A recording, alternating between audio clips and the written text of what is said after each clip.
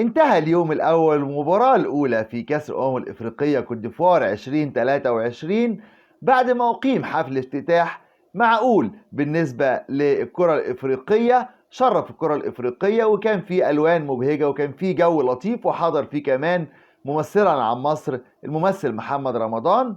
ندخل بقى على المباراة على طول. زي ما قلنا لحضراتكم، المباراة كانت بين كوت ديفوار وغينيا بيساو. المباراة أدارها طاقم تحكيم مصري كامل، 6 حكام من مصر. كان أمين عمر هو حكم الساحة، وكان معاه محمد معروف حكم رابع. كمان كان على تقنية الفار محمود عاشور والبنا، ومعاهم 2 مساعدين من مصر. وأداروا اللقاء اللي كان سهل تحكيميا باقتدار، وشرفنا أمين عمر، وخرجت المباراة بدون أي خطأ تحكيمي. المباراة انتهت بفوز منتخب كوت ديفوار بهدفين مقابل لا شيء.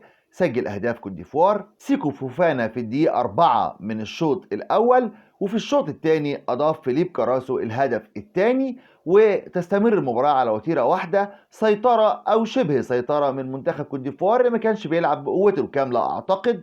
وكان أداء المباراة في العموم متوسط المستوى، وانتهت المباراة زي ما قلنا حضراتكم بفوز الأفيال على غينيا بيساو بهدفين مقابل لا شيء، وصدرهم المجموعة. وهتكون بقى النهارده تاني مباريات المجموعة بين نيجيريا وغينيا الاستوائية. المباراة دي هتكون النهاردة الساعة 4 عصرا. نروح بقى للمباراة المهمة جدا، وهي مباراة منتخب مصر وموزمبيق، وهي أول مباريات المجموعة الثانية. المنتخب المصري عنده لقاء، وهو اللقاء الافتتاحي ليه في البطولة، الساعة 7 مساء. وهيكون اللقاء ده مذاع على الجزائرية المفتوحة يا جماعة. يعني بإذن الله هنتفرج على اللقاء ده على الجزائرية المفتوحة 7 مساء، مصر وموزمبيق، أول مباريات المنتخب الوطني المصري. بنتمنى التوفيق لمنتخب مصر. وتاني مباراة في المجموعة التانية هتكون النهاردة برضه إن شاء الله الساعة 10 مساء، وهتكون بين منتخب غانا ومنتخب كاب فيردي أو الرأس الأخضر.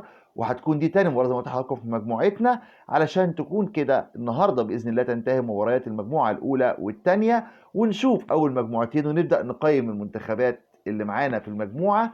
وإن شاء الله لو كنت بتسهر معانا كل يوم بالليل، او لو كنت بتنام بدري الصبح، باذن الله هتشوف فيديو يلخص لك احداث اليوم اللي انتهى، ويقول لك مباريات اليوم الجديد يوميا ان شاء الله. تابعنا باذن الله. هنغطي مع حضراتكم مباريات الامم الافريقيه كوت ديفوار 2023 يوم بيوم وساعه بساعه. بالتوفيق لمنتخبنا الوطني وكل المنتخبات العربيه ان شاء الله.